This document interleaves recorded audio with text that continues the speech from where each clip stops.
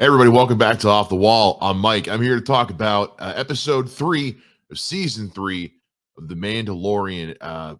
Big departure for this episode. We pick up immediately where episode 2 left off with Din and Bo-Katan by the living waters. Din comes to, and the two of them go to leave, only to find that they're under attack from TIE interceptors. Bo drops Din off at his ship where he goes, and there's an awesome dogfight sequence. I mean, it is cool. But then we get this, then we see some bombers come through and destroy Bo-Katan's palace, and then a whole squadron of TIEs show up, and the two of them have to bail. Din says, I'm sending you coordinates somewhere they won't come looking for us, and they go off. And then we cut away for almost the rest of the episode. It's a full hour episode, too, a nice big long one. Or we go back and are following the doctor from season 1 who was wanting to do experiments with cloning and such with Grogu, and we see how he's kind of being reintegrated into New Republic society, and we spend the rest of the episode learning a lot about what the New Republic is actually like, kind of in this part in the story, and we find out that a lot of people have been who, because you remember, like, the Empire was brainwashing people and feeding people propaganda and indoctrinating them, and they don't really have a whole lot else to go on. It's all they've known their whole lives. So they're going through these programs to basically be reprogrammed, for lack of a better word, and reintroduced into society. And it comes across as a little off and awkward, but I think it's meant to. We've seen a lot of this with Andor and in other Star Wars movies that have come out, that, like, yeah, we know that we're supposed to be rooting for, like, the rebellion or the New Republic, but like any governmental system, it's not without its flaws. It's not clear cut black and white. To use a quote from a character from the Wizarding World, from Sirius Black, where he says, people aren't all good and all bad. Everyone's got bits of light and darkness in them. And that's kind of how the universe is and how the world is. Like, yeah, the New Republic is trying to not do the things that make the same mistakes the Empire did, but they're not without their issues either. And I think they do a really good job of introducing this kind of dichotomy that's going on, where, yeah, we're better than the Empire. It's a low bar to cross, though. So we spend the rest of the episode with the doctor, who he really, like, we learned that, like, the whole reason he got into cloning was because he wanted to help his mom. And he's like, I have these really good, genuine ideas for how this kind of cloning tech can really benefit society as a whole. And all these politicians are patting him on the back, but it's very clear, like, it's such a testament to, like, how like out of touch these, like, career politicians and such can be.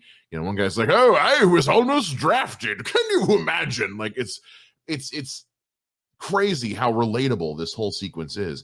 But unfortunately, cloning has been completely outlawed by the New Republic because, the Clone Wars and all that is still very much fresh in their mind. So they want a distance from that. All this is, we can't start reverting back. And it starts to itch away at the doctor a bit, and he runs into another officer who once served on Moff Gideon's ship. We learned through some conversation that there's a pretty good chance Moff Gideon never made it to that war tribunal, that he escaped, because there's rumors going around about what happened to him. But the doctor bumps into this old shipmate from Moff Gideon's ship, and she's able to get him, like, some contraband stuff from, like, old Imperial ships, to not so much to be like, oh, we missed the Empire, but more just like that bit of nostalgia. At least that's what we think at first.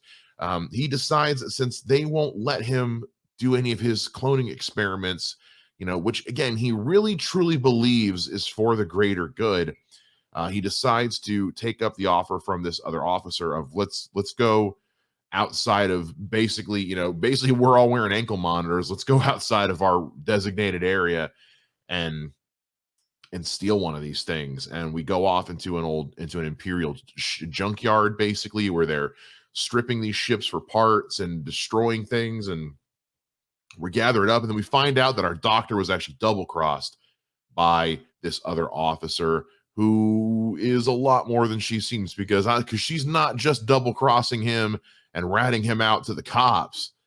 She's got other things in play, because they put the doctor in one of these very scary reprogramming devices that is basically adapted from mind flayer tech, and it's almost like electroshock therapy. It's not pleasant to watch. But then when everyone leaves the room, this other officer who betrayed the doctor sneaks back in and cranks it.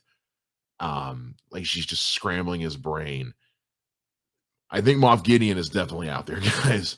And I think she's still very loyal to Moff Gideon. We have not seen the last of him, because you got to remember, this is now in the time between Return of the Jedi and where The Force Awakens picks up. So at some point, we're going to start seeing the First Order coming together, I'm sure. But once this passes, we get back. We spend the last like 10 minutes with Din and Bo-Katan again. They return to the Mandalorian settlement from the first episode. Din proves to them that he bathed in the waters and he is redeemed as a Mandalorian. And the armorer then says to Bo-Katan, well, hey, you went with him, you took him there, and then you technically bathed in the waters too, and you say you haven't removed your helmet since. You know what? Your clan was, banished or whatever for all these years. You're now redeemed, and you can stay as long as you want. For saving our buddy, we're going to go ahead and give you redeemed status, since you basically fit all the criteria anyway. And you're welcome to stay with us as long as you want. You can leave whenever you want, and we'll call it a wash. But what's interesting about this is Bo is up to something, because she asks Din at the beginning if he saw anything when he was down underwater. We saw and Bo saw the mythosaur, and Din says, no, I didn't see anything. What was I gonna see? And she's just like, never mind, nothing, don't worry about it, it's fine. And she's feeling kind of weird being back amongst these other Mandalorians. She's spent all this time calling them a cult and things like that, and she's seeing this other side of them. We noticed that in the last episode through Din. She's scheming something. She is up to something, and our big Gatling gun Mandalorian doesn't like any of this either. I'm a little nervous about where we're getting this season with Mandalorian. I think we might start seeing some stuff, because we still have to deal with the whole dark saber issue. So while I've seen a few people online talking about this episode, saying they felt like it was kind of a waste of time, like it didn't contribute anything. We don't know that yet. It's hard to say something doesn't contribute to the story when we haven't had the whole story yet. We've still got 5 more episodes to go this season. 7, I forget how many episodes we're doing this season. It's either 8 or 10. We've still got a lot of story to tell, and everything that we saw with the doctor and the other officer, that can all come back. Because remember, seeds were planted that Gideon's probably still out there. And he's got a bone to pick. And as time is progressing, we're getting further and further along to sooner or later, we're going to have to start seeing some First Order seeds getting planted. And I think that's kind of what we're gearing up towards.